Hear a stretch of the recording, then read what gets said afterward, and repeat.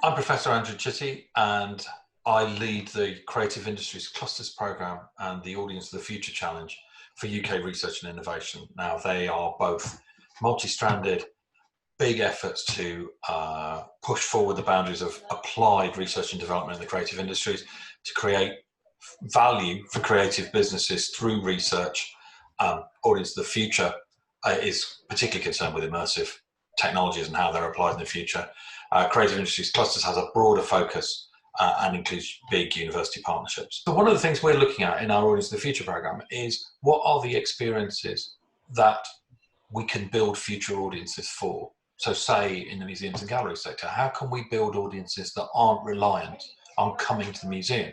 Now, a year ago, that was obviously of interest to the sector, intellectually and commercially, but now it's a kind of life and death proposition because even though museums and galleries may be opening again now, the visitors they'll attract will both be smaller in number for a long period of time, but also whole segments will be missing. Hi, I'm Eliza. I'm Head of Policy at the Creative Industries Policy and Evidence Centre, or the PEC. And in the wake of COVID-19, some of our newest research has been in partnership with the Intellectual Property Office and AudienceNet, and has focused on understanding the impact of the pandemic on the demand for TV, film, games, music, and more.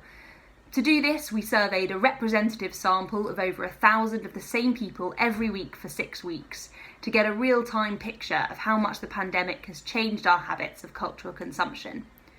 Set against a backdrop of some major cultural institutions entering periods of redundancy, our research has confirmed what you might have guessed, which is that, perhaps ironically, demand for creative content has been higher in lockdown.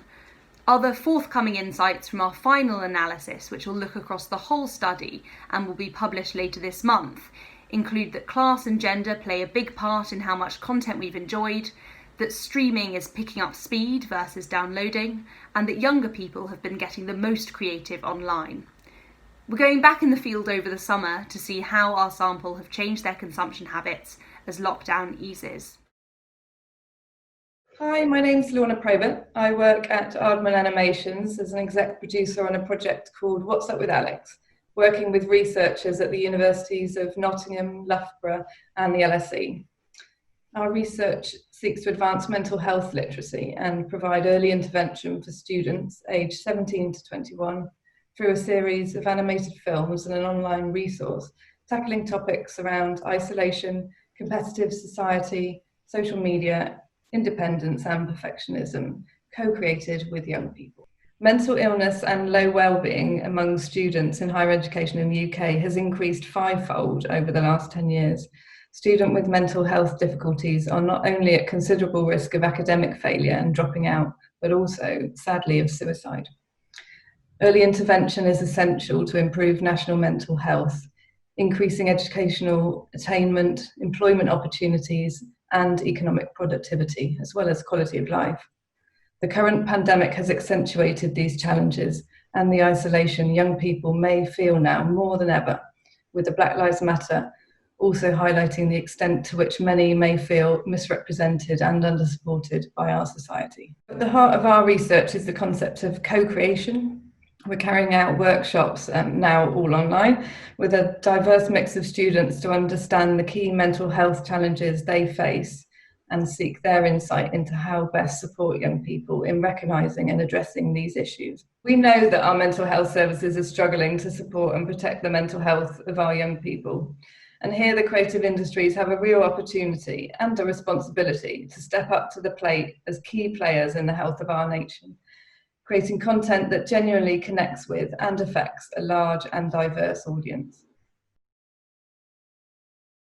My name's Helen Chatterjee. I'm a Professor of Biology at University College London, and the AHRC COVID grant that we're working on is looking at community and creative responses to the COVID lockdown and beyond. We're looking at the creative responses, so how people have been engaging creatively throughout lockdown and how the issue of being isolated throughout the pandemic, but all for other reasons, for physical or mental health reasons, means that people can't engage in the normal way that they would creatively, whether that's going to their local museum or library or reading group, or visiting their local park, how they can engage creatively both online and offline. It's really great that we've seen so many organisations, arts, cultural and other community organisations, creating lots of resources for us to engage with whilst we're in lockdown.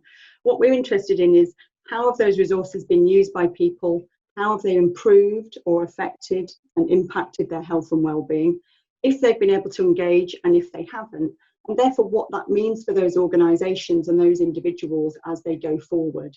Many people are still going to be remaining isolated, those people who are being shielded, and of course there's many people who don't have access to those resources. Perhaps they're facing other sorts of barriers, like they don't have the internet, or they're simply not able to engage in the community in the way that many people are.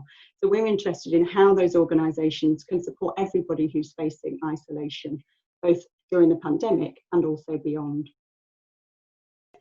So the problem that culture, I think, experiences at the moment, in this moment, this post-COVID moment, is it's built around institutions and institutional ways of delivering things that currently don't function.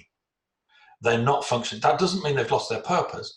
It just means that the venue or building-based idea of how we assemble, create and distribute culture does not work at the time. So that makes it really important to think about what are those distribution means that are required at the moment, and how do we provide access.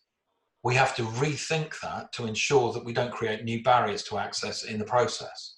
So we don't want to replicate any barriers to access from historical methods of delivering and distributing culture in these new methods. And that's why fundamentally a lot of the projects that we're doing in research, which are looking to adopt and pull through innovation in digital technologies, are absolutely vital at the moment.